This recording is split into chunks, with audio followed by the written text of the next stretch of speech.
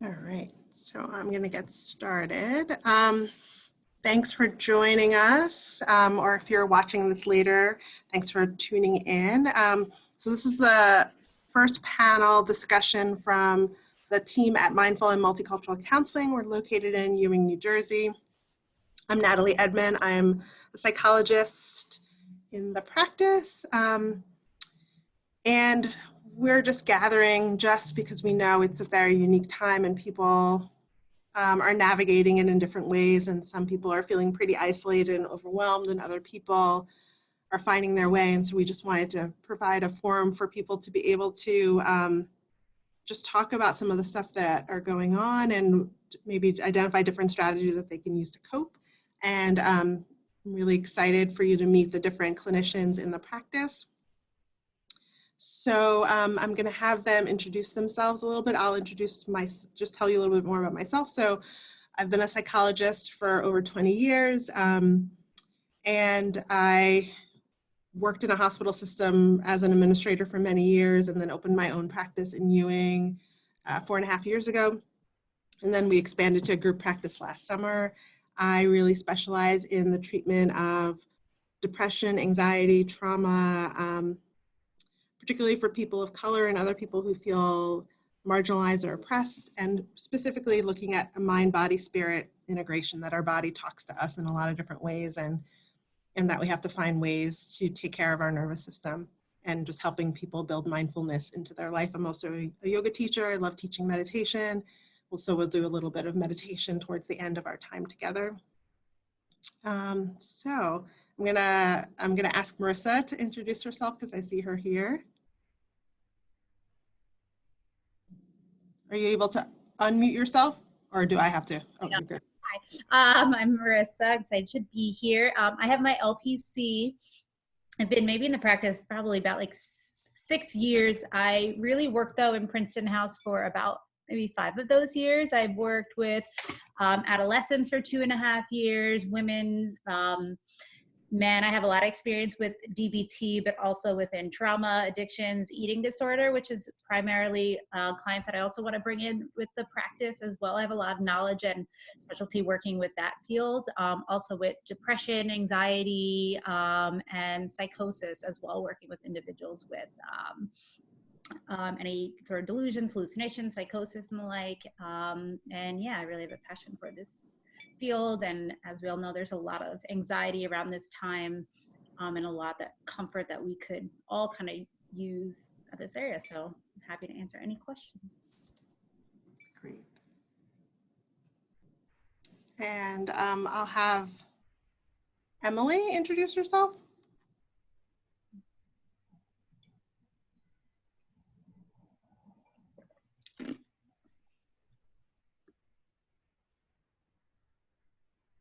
Emily, you're still there? She's muted. I'm muted. No. Just told you all about my whole life story. No. I'm Emily. I'm an LAC, a licensed associate counselor. I specialize in working with adolescents, teens, and adults. Kind of see the full range right now. I'm an attachment-based therapist, so I really focus on sort of relational approaches to therapy. I like to use expressive arts and mindfulness and body-based therapy. So movement is, I think, a really important part of working things out when we can't always find the words to express what we're feeling. So this time I've been thinking a lot about grief, something that we're all sort of individually and collectively feeling, experiencing, and that's definitely something that is meaningful in my work as I help people through change and transitions. So it's definitely a theme that I see coming up right now. Thank you. Mm-hmm. How about you, Lena? Just adjusting my volume here. Hi, I'm Lena. I'm a licensed professional counselor, and I really love telehealth. I know that for a lot of people that's a struggle. It's actually what I really want to do, what I really enjoy. Clinically, what I really enjoy is working with people who find that they're stuck because of anchors in their childhood or youth, things that have happened to them, child abuse, child sexual abuse, sexual assault, different kinds of trauma, that outwardly they're very functional and they think, well, it looks to the outside we're like, everyone's just fine, but on the inside they feel very stuck and find themselves in repeated habits that they want so much to get out of, and they can't understand why they're stuck in those same loops of thoughts or behaviors. And I love working with those people to help them break out of those old patterns, to understand what the relevance of their early experiences or traumatic experiences have on their current experiences, and helping them to break those things apart and to be able to get free from those things that are holding them down from their past. Great, thank you. How about you, Taryn? Hi, I'm Taryn. I am a mental health and addictions counselor here, and I like to, primarily work with people who are dealing with a lot of co-occurring issues, so dealing with substance abuse, along with mental health, with depression, anxiety, bipolar symptoms, a variety of different things. I find that there's a lot of things that go together there. Oftentimes we look for unhealthy ways of coping that come from, different patterns of life and from different life experiences. And I feel like that's kind of like my niche and where I like to focus on. I think now we're seeing a lot of these things come to light, and hopefully this kind of time of being alone, being at home, will give us time to focus on these things.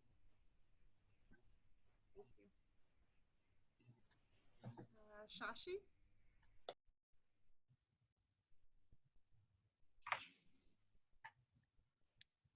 Issues, focusing on anxiety. Shashi, And you might want to, I think you were muted in the beginning. can you hear me now? Can you hear me now? Yes. Okay. I'm Shashi. I work with addictions and mental health, focusing on PTSD issues, anxiety, and what we're seeing right now, a lot of people facing anxiety, especially with COVID-19. A lot of people isolated, and a lot of folks having underlying depression, family conflicts coming up because people are kind of forced to be together, which in other times they can kind of deflect going to work, getting out, or even maybe going to the gym, doing other activities which they are unable to do now, and kind of have to deal with the issues they've had at hand. I'm seeing a lot more eating disorder issues coming up because people are home, isolated, not having too much outlet. So I see a lot of those issues coming up. Thank you. Nadira? Hi, I'm Nadira Keaton, and I am a mental health and addictions therapist. And I like focusing on the aspect of co-occurring as well as spirituality, and how the mind, the body, and the spirit are intertwined, and they affect your emotions.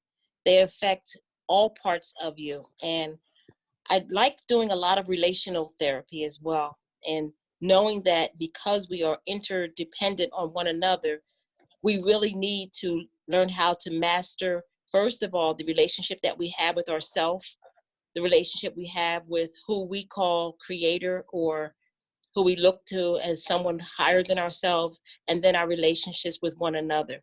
So I spend a lot of time with relationships, whether it be a spousal relationship, children, family relationship, relationships for work, and I'm also learning and doing EMDR, which I find to be very helpful in some of the past traumas and how to repair past relationships that were broken.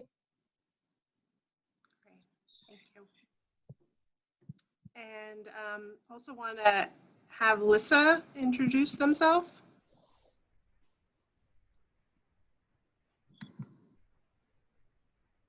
Hey everyone, it's nice to meet you. Yeah, I'll be joining the practice at some point in the future when that's possible.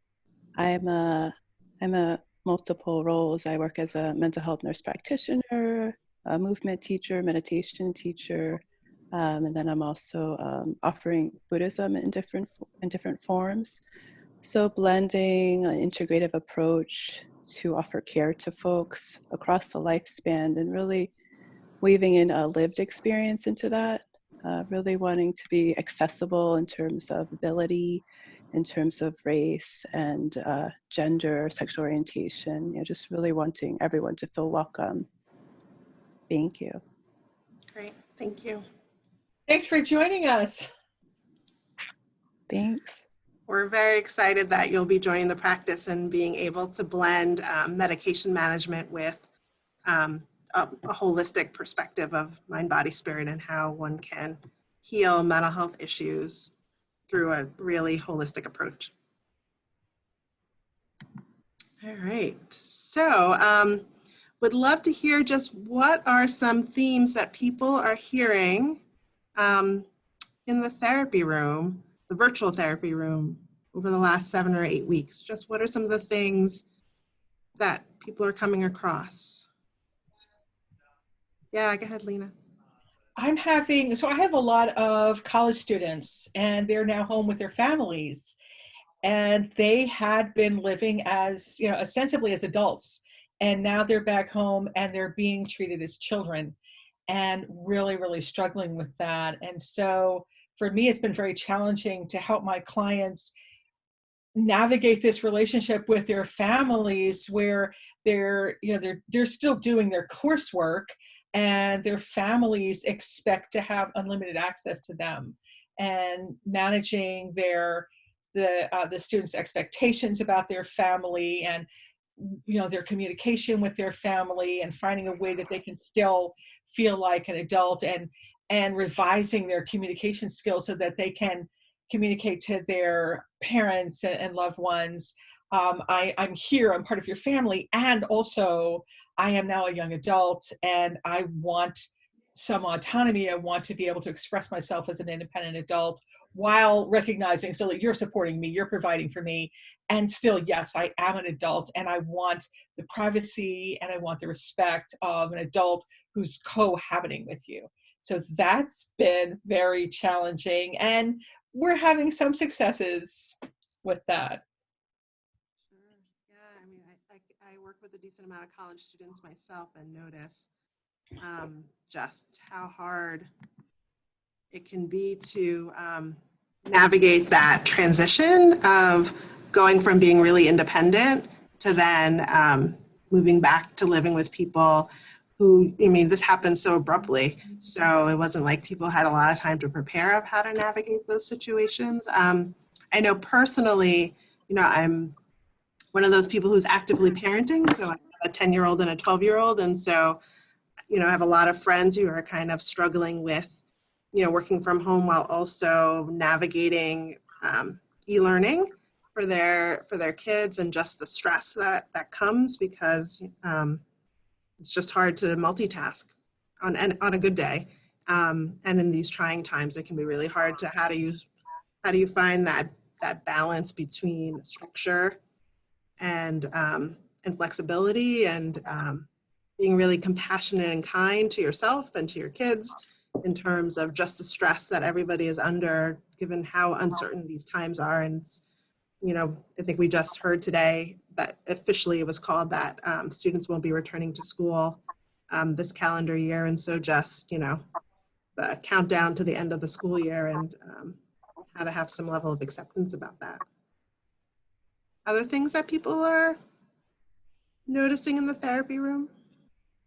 Yeah, I'll say I've been talking with a lot of people about change and accepting change. I have found that this is something that a lot of people struggle with, just in general. before this and during this is like accepting things as they are and dealing with change.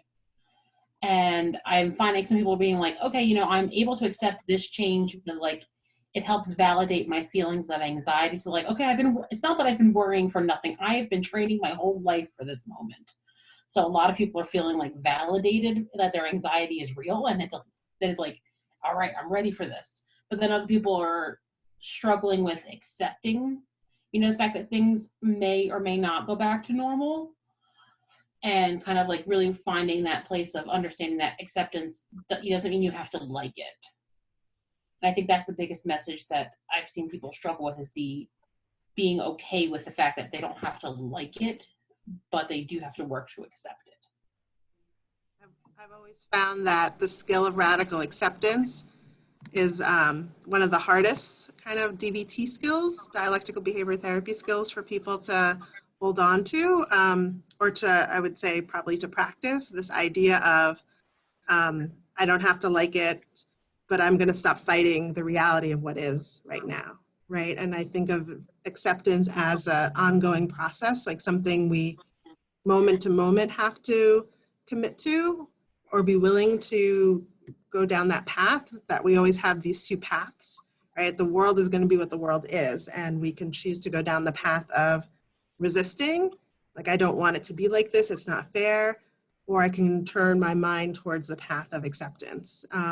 Even if that's like 10% acceptance, 30% acceptance, working towards 100% acceptance again and again and again. Could I chime in here too, Natalie? Yeah, sure. Actually, going off with what you were saying, Taryn, I've noticed that as well a lot with the change, and I've actually been doing a lot of radical acceptance in the way though, but it's kind of been quicker, and it goes with some of the college students I've been working to, and also the idea of just resilience, the idea of humans being just naturally resilient. So when it comes to the sudden crisis and chaos as humans, that so this struck us, it's fearful, it's scary, we might not have control, and can we get through this? We don't have control over this, and it's happening. This is happening right now. Kind of utilizing it in a different form of this radical acceptance of maybe a little bit more of a benign scenario, but kind of, I don't know what I'm saying in that part, but have been using a lot more of this, okay, what is in my control? What is not in my control? How can we get to accept it so we can make the best out of the situation we are in right now? And using it also in a framework as sort of like impermanence, like we won't be stuck in this home forever, because that's like the fear that I'm initially getting a lot from my clients, is that I'm always going to be stuck in the house today.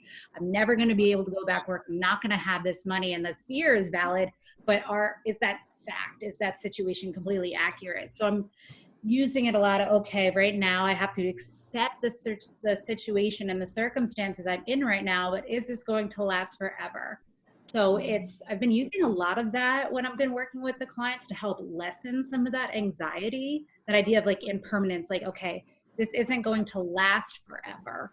It might feel like it is, but it's not. And we need to accept this though, because it's not going to feel any easier right now in this circumstance. So what do we have control over? Because a lot is, even thinking on myself too, a lot is out of my control. I look at this from my eating disorder patients too, because Chashi, you have brought a good point, and I'll end. I don't want to take a lot of time, but like that idea of lack of control that's a lot of coping skills, not even for eating disorder, for many people. Like I don't have lack of control, so I use all these ineffective ways to cope to deal with that.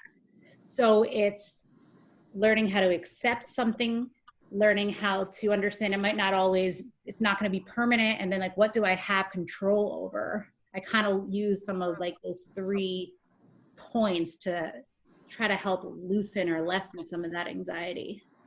I don't know if that makes sense, but it does. In my mind, I have been trying to pull some of that with the clients in whatever way to make something feel grounded, make something feel like, you know, what can I control? My mindset, knowing it's not going to be forever, as much as the crisis and fear feels like it will be. So, and to piggyback on what you just said, Marissa, I have been dealing with the fear that people have, but then the shame and the guilt that they have for having that fear, because it goes back to some they've had shame in the past from past relationships, and people feel like, well, you should feel like this and you should get over that and you should. Right. So all of the different shoulds makes a person feel even more shame. Right. So I've been dealing a lot with shame and helping people overcome those shames that they've had in the past, and learning how to deal with, there's no should and there's no answer for one person.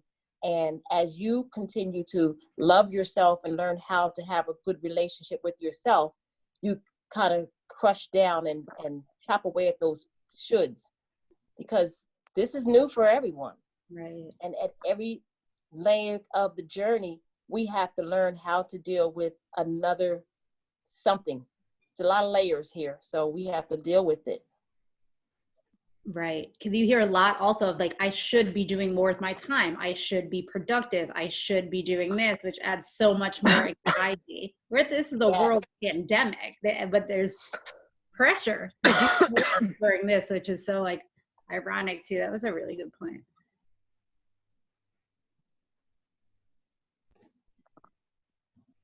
So what do you think about this? I hear sometimes questions about sometimes people should be scheduling activities and sticking to a structure and not staying in their pajamas and doing all this stuff. And then I hear others that you should be kind to yourself and you should take care of yourself, and that we should throw away like these ideas about productivity. So I'm just wondering, what are people thinking about this idea? Like, which direction do you follow? I mean, we hear different things on the news and articles every day. Yeah, go ahead. Oh, sorry. Go ahead, Emily. Oh, okay. I was just going to share that my perspective is often that trying not to think of things as so like black and white, that it's either A or B or this way or that way, but always trying to consider the middle path. You had mentioned Buddhism before, but, what is the most what's the way that works for me right now in this moment and this day, and not becoming too attached to that being what works the next day or later that day even.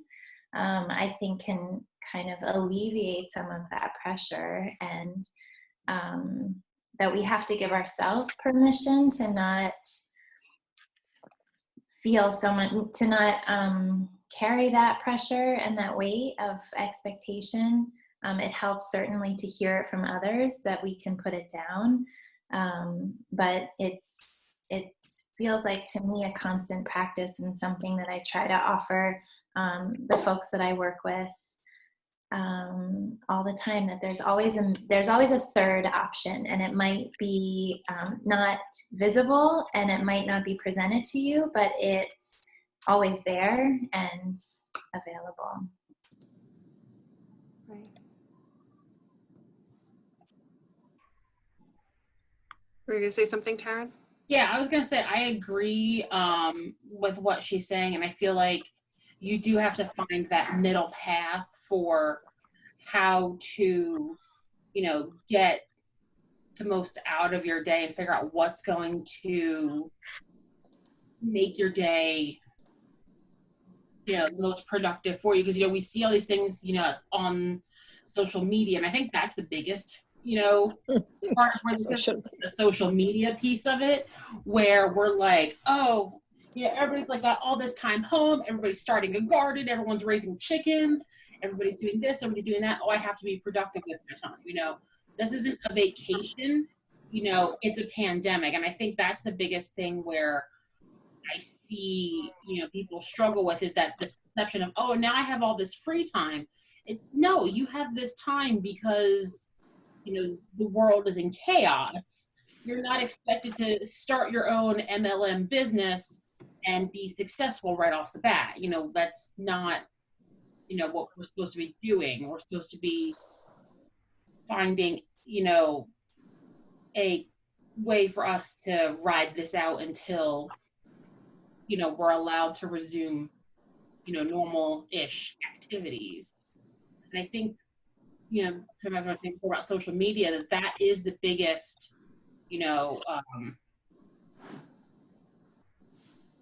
like instigator of all this, because we've lived for so long with our lives in social media and being like, oh, look at what I'm doing. Look at this. Look at that. Post this picture on Instagram, tweet this, Facebook that, TikTok this. Oh, do this TikTok challenge. Don't even know what TikTok is. But, we have all these expectations we set up for ourselves, and it's just not realistic, with, what's going on in the world. I don't think there's a time in recent history where people have been sequestered, outside of wartime experiences where people are sequestered like this, at least in the Western world. Yeah, to your point, Taryn, I'm finding a number of my clients are finding this time a real blessing in that they have a chance to slow down and check in with themselves and start working on some peace, which they haven't given themselves a chance to do because of the sense that they have to be productive all the time, and there's shame attached to not being productive. And so they're just so thrilled to be able to slow everything down and check in and start revisiting some ideas of like, well, who do they want to be, and what kind of a life do they want to live, and what are their values?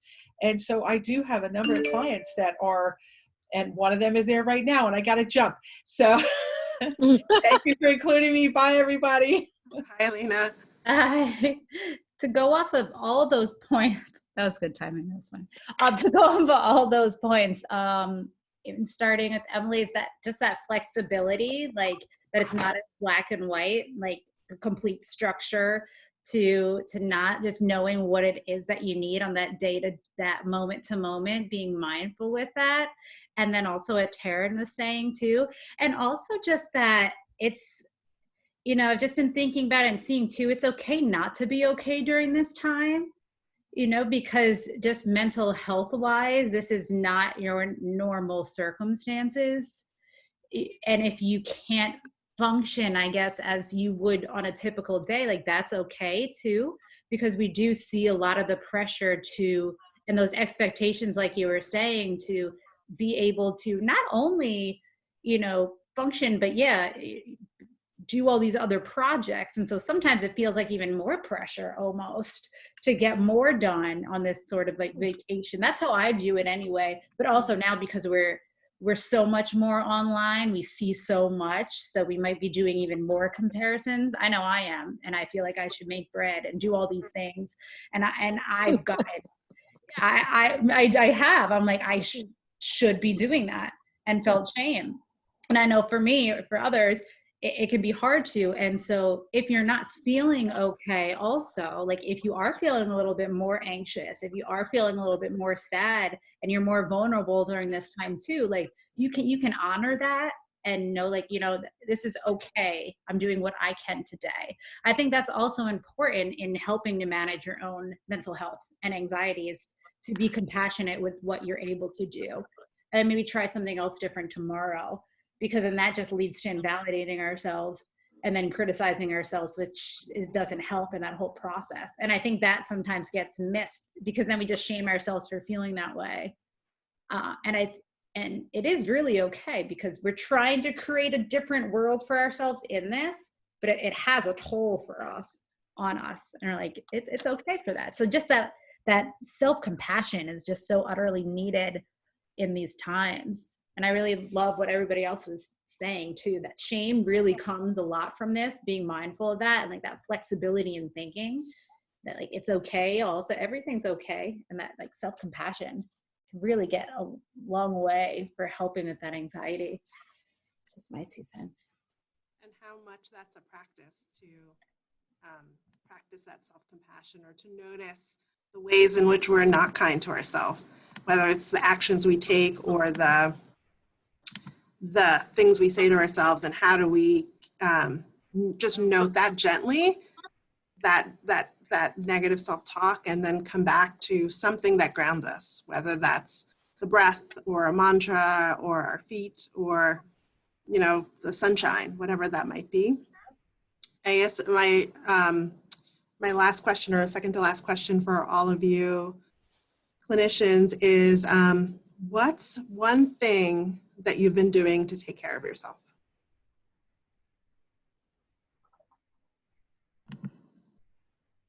I would say for me is I have tried to remain really consistent with my CrossFit routine and remaining connected with my CrossFit community, because right now we're actually doing a team challenge where we have to do a bingo board, except it's a squat board. So we're doing all these activities. So I think trying to do that and remain, active is probably the best thing, because I like food, and if I'm sitting all day, I will eat lots of food, and that's not going to help when I get back to the gym. So trying to at least maintain that, I think, is the biggest self-care thing I've done for myself, other than shopping, How about others? So for me, I've been walking in my community, and I enjoy doing that because particularly during the winter, I don't get a chance to see a lot of people, and just working and running back and forth, I'll see my neighbor going in and out while I'm going back and forth to work. So just taking the time to walk and appreciate just even the blue sky and appreciate the warmth and appreciate the neighborhood has been really helpful for me, and just practicing the deep breathing as I'm walking. So I feel like being in nature has been helpful, and just seeing and appreciating life. And sometimes we don't have a chance to do that when we're ripping and running and having to go from one thing to the next, or at least I don't. So it's been really helpful for me to take the time and walk, and not even have to do a power walk, just walk and to be.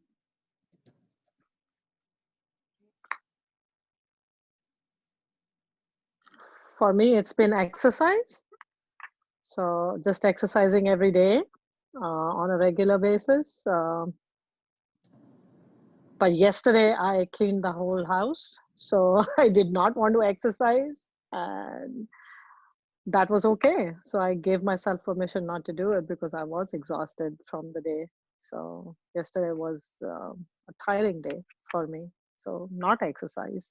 I think it really depends on what the day is, and being compassionate to yourself. I think that is important. So for me to know myself, to know that I'm not feeling okay, like Marissa said, it's okay not to be okay at this time, and to validate that for clients too, that it's okay not to be okay at this time.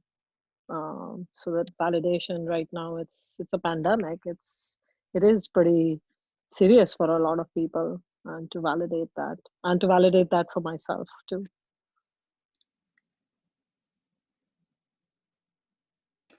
I think for me, during that whole thing, I was trying not to shame myself, since we just talked all about that. I'm thinking I should do more. So thanks, Nadira. I should go for a walk. After the bread, I should bake bread. I think I might. But a lot of my work is a lot of mental work. Because I have really been working on just the validation and the self-compassion a lot, because isolation, living alone, is really hard for me. So I have been doing a lot of that self-care and journaling. I've been doing a lot of journaling.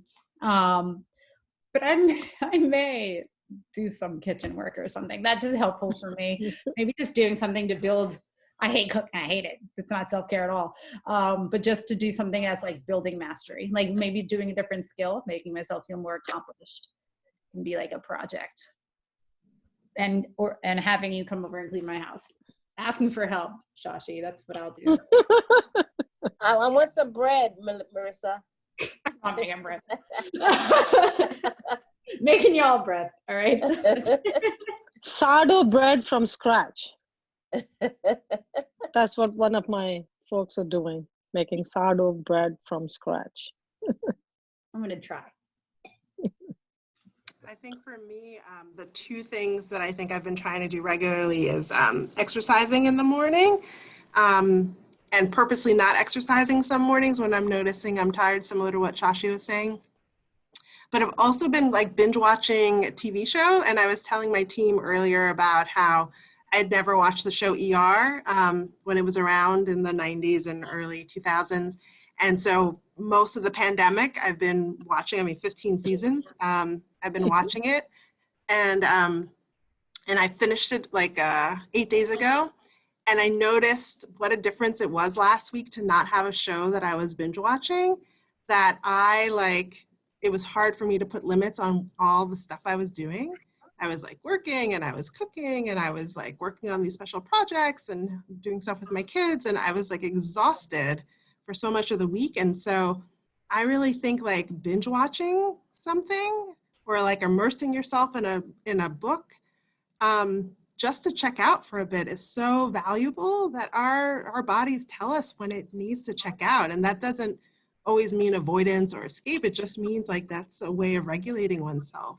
And I love that we live in a time where there's so much technology available that we can binge watch if that's what our nervous system needs. I have a question for Lissa.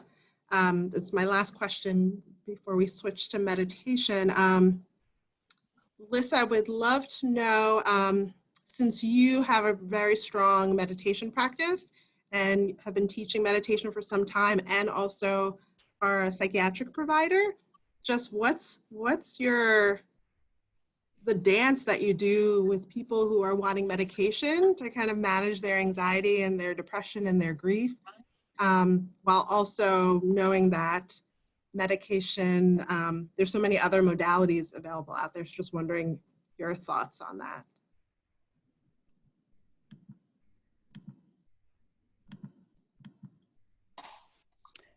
Thank you for that. It is a dance. There's a lot to it. So it kind of depends on the presentation. But I would say that I would take it case by case. I see if the person is truly interested in medication or if it's a situation that's troubling them. And then in which case, sometimes situational matters benefit more from therapy. But if they want both, both are fine. So then I really go over the risks with medications. There's many, and the many benefits as well. And really weighing both and kind of seeing where the person lands. And then also really noting that in my experience, medication really only helps maybe 25% in terms of reduction of symptoms. So there's a lot more to add into their kind of wellness toolbox. So kind of exploring a bunch of different modalities that they can be with, right? Because the medication is not going to help all the different thoughts that may arise, with worry and grief and rage and all of that. So just kind of how to be with that, how to redirect, how to practice, these wonderful practices we've been talking about, this radical acceptance, this self-love, this recognizing, is exercise supportive right now or is it not? That's when those other tools come in. So the medication will help reduce the symptoms a bit to be with strong emotions, but there's a lot more to add and explore. And so each person can kind of tailor that to their preferences and to what they have access to. Yeah, so thank you for that. Great, thank you, thank you. Well, I know we could just talk for a long time, and just wanted to know if anybody who's joined us wanted to type in a question in the chat box, that perhaps something we didn't address that you were curious about. I'll take a minute just to wait for that, and then I will guide us for those who are staying in a little bit of just gentle movement and meditation. Dr. Edmond, can I ask my question as opposed to typing it in? Yeah, sure. Great, thank you. It's a pleasure to be with everybody tonight too. And one of you is currently my therapist, and you're doing an amazing job. So thank you. I won't put you out there though. So I'm kind of digging my way out of, I guess, what I think is an adjustment disorder. I lost a job about a year ago, and have in the last few months been dealing with depression and anxiety related to that. And now you're adding COVID on top of it, feels like a lot. So all the emotions of uncertainty and groundlessness, and all of those things are there. I'm certainly finding that my Buddhist practice is helping. But I'm noticing as of late that my kind of adherence to ACT as a particular set of strategies is, I'm feeling like I'm holding on to it like it's a dogma in a way. And the radical acceptance and the radical compassion is helping in one way, but I also feel at times perhaps instead of just watching the thoughts and watching the feelings and not becoming attached to them and making space for them, there are times where I feel like I should be challenging those thoughts. And I felt like I didn't have permission to challenge those thoughts based on my Buddhist practice, based on trying to follow ACT. But my therapist really helped me, I think last week or the week before, by talking about DBT informed or ACT informed or Buddhism informed. And that kind of gave me a little more space and a little more freedom to, I think, Emily, as you said a little bit earlier, to kind of find a middle path that works for me. Maybe it's just working for me in that moment. And then I can go back to something else after. But I'm just wondering if you all are finding that the informed version of whatever practice you've used for some time is giving you more flexibility and space to kind of personalize your therapy for what people are going through right now. I think it's a great question. I would say for myself, I have found that being flexible has been really key, and I ground myself in kind of listening to what my nervous system has to say, right? That when I'm in kind of a zone of feeling safe and social, I'm in a place where I have capacity to do things that I don't have the capacity to do when I'm, feeling depressed, when I'm in fight or flight, when I'm frozen.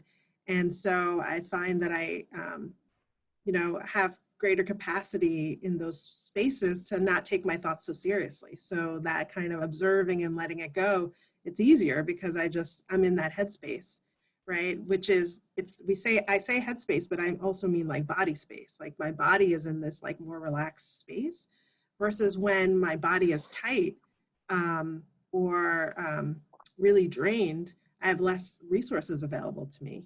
And the world looks very different. It could look threatening, it could look depressing, it could look bleak. And so I find that I do a lot more of observing the thoughts and being curious about where these thoughts are coming from, like what's activating those thoughts, and to kind of determine, do I need to challenge the thoughts, or do I just think of thoughts like feelings? They come and they go, right? Some of them come more often than other thoughts. And some of them never come unless I'm in a particular mood, and noticing that connection between our thoughts and our feelings, and how what we do with our body can impact how we feel and how we think. And so, I mean, it's actually a great transition into kind of meditation. I think about meditation as something that is accessible to all people, right? And that I think of meditation as meditation for householders, right? That there's monastic tradition, which is meditation that was created for people living in a monastery who are giving up their worldly possessions.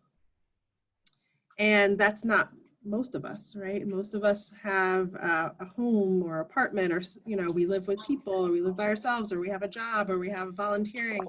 We have lots of responsibilities. And we have modern technology, right? Many people have mentioned social media and smartphones and all this plugged into the news and all this stuff that we have to regulate. And that meditation is something, I think it would be great for people to find a practice that they love to come back to, right? A practice that either grounds them if they need grounding, that feeds them if that's what they need, that's compassionate if that's what they need, that's active if that's what they need. That sometimes it's cultivating joy, cultivating gratitude, sometimes it's running. And for some people, it's gardening or knitting, and anything that allows us to awaken, right? I mean, that's ultimately what I think of meditation, is that it allows us to awaken to all the abilities, all the resources we have within us, that sometimes our life experiences clouds us and makes us not able to see that we already have those things. And I think of this meditation practice called RAIN that we'll do together. That's, I think Tara Brach is most often associated with it, but I don't actually think she's the originator of it. I think it's a Michelle McDonald, something like that, but it could be many other people. I love to give credit where it is due. But I think of the RAIN practice because I love the RAIN practice because it's this idea of that sometimes when we come into stillness, it's not always pleasant, right? And it doesn't mean we're doing anything wrong. It just means like when we tend to slow down, the things arise that need tending to. And sometimes, particularly I think when we're in a transition or this difficult time for many people, is the uncertainty, the isolation, the loss, the anxiety that surfaces, right? And I think that everyone is suffering, and yet some people are suffering in different ways in this pandemic. Some people have less resources, whether that's people or money, and they need resources that will help shore them up. So it's okay to be just surviving, right? We don't have to be thriving through the pandemic, right? And that doesn't mean anything is wrong. So the practice of RAIN, R, it's an acronym, as so many things are. R is just to recognize what's going on, right? Use our 5 senses to recognize and then start to observe what's happening. What are our thoughts? What are our feelings? And just the A is just to allow. Just allow it to be, right? Because sometimes we start to push away things that seem unpleasant. And then I is to, to investigate or to be curious with kindness, right? To see like, oh, like, what's that about? Like, And then N is to not identify, not to attach to whatever it might be. And I think of it as a practice, right? And so we'll do this together. And oftentimes, I think sometimes we need to move a little bit, right? And I think about like movements we can do any day, anywhere, right? You never have to get on your yoga mat and you could be doing yoga, right? Because yoga is movement, but yoga is intentional breathing. Yoga is being kind to yourself, right? Ahimsa. Yoga is meditation. Yoga is taking a look around the world and finding gratitude. It's connecting with another human being. It's being in nature.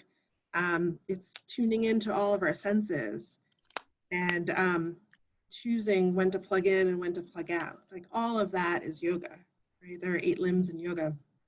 So I'm just going to invite you to, whether you're sitting or lying down, just to see if you can lengthen your spine just a little bit and feel your feet on the ground. And just start to bring your shoulders up to your ears, draw them back and draw them down, and doing a couple of circles, forward, up, back, down, and doing it slow or fast, and just feeling any tension that might be there in those shoulders. Because we carry a lot of tension in our shoulders, even when we're not intentionally trying to. And then perhaps pause and change direction.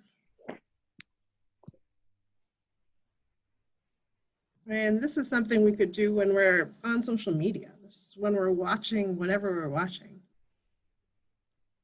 And maybe you want to add some more arm movements. So I'm starting to lift my arms and do some circles with those arms. And maybe I start to move with my breath.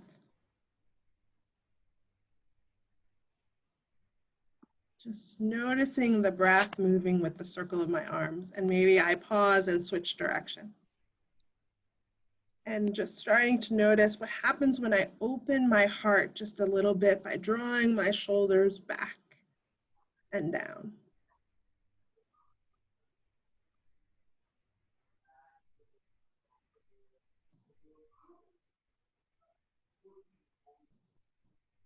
And maybe like I need a little bit more, maybe I'm going to start to move my wrists around.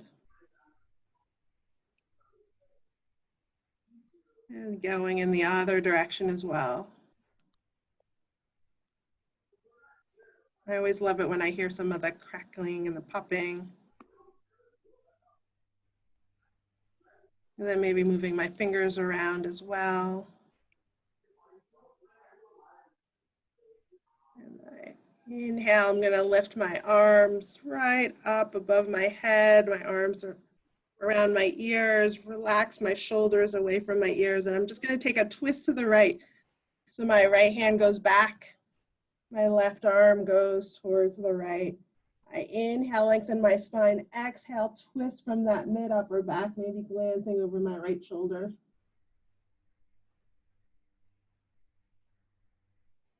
Inhale, lifting my arms back up. Exhale, take a twist to the left arm back, right arm, maybe right hand at the outside of that left knee. Inhale, lengthen my spine. Exhale, twist from that mid-upper back, glancing over that left shoulder.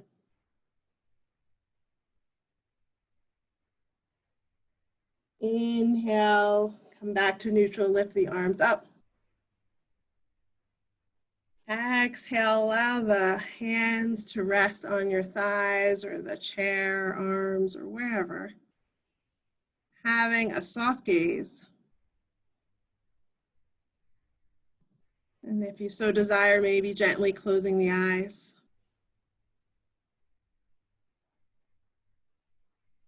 Just allow yourself to feel the feet connecting with the earth.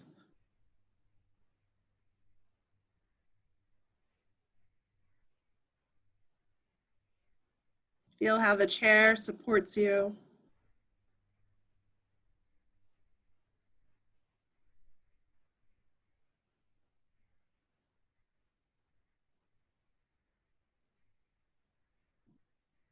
Sensing the movement of your breath.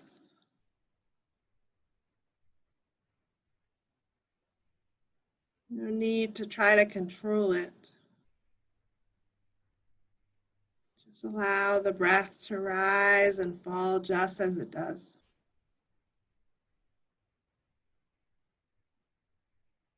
And if you're feeling like you need a little bit more support, perhaps a hand on the heart, a hand on the belly, almost giving yourself a little hug.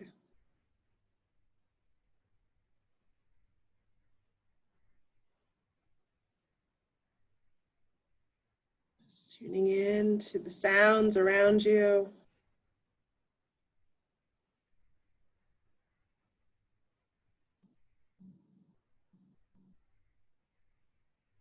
Just recognizing what's going on.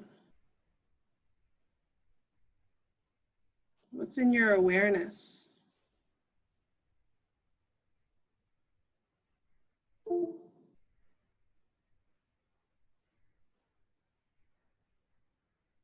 Sifting through your inner experience.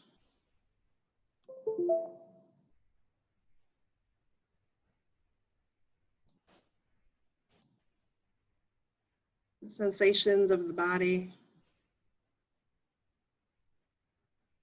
The images coming and going.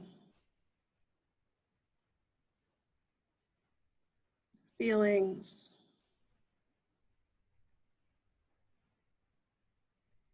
The thoughts. Allowing the experience to be just as it is.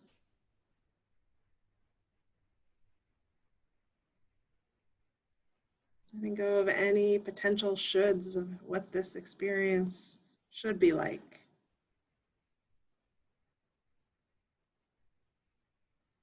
Letting go of the idea of not having thoughts and honoring this mind that likes to explore.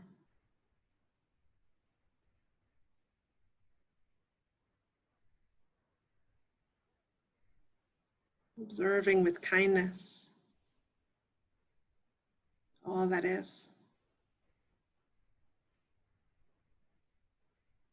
Maybe finding the space between our thoughts.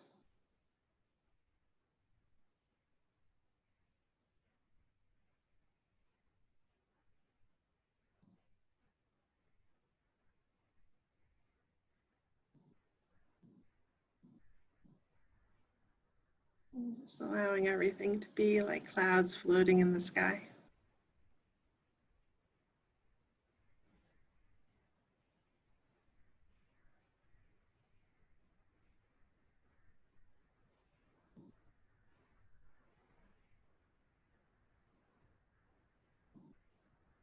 That no matter where we are, no matter what is happening beyond our control, we can always come back to this centering practice.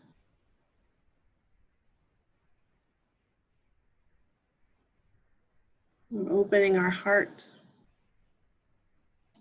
to our present reality. Knowing that moment by moment it is changing. It is never the same.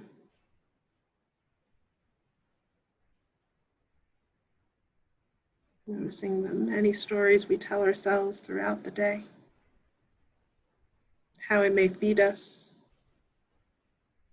and how it may cause suffering.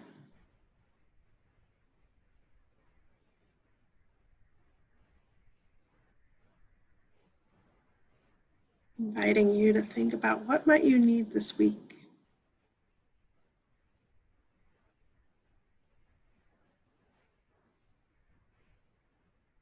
Noticing the answer that just arises in the silence. Just allowing it to arise.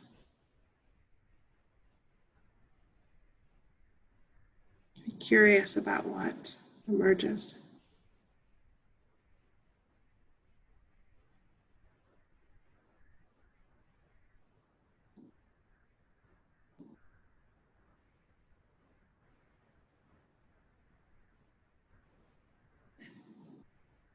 And I invite you to stay with this practice as long as you might want to. Even as we say goodbye to each other, know that you can always come back to this practice, to this time together. And I think of this old metta meditation of Loka Samasta Sukhino Bhavantu. May all beings everywhere be happy and free from suffering. And may I do my part to sprinkle kindness in thought, word, or deed wherever I may travel. I wish you all well. Take good care. And please reach out as you need to. Namaste. The light in me honors the light in you. And when we are both in that place, we are one. Thank you for spending some time with me.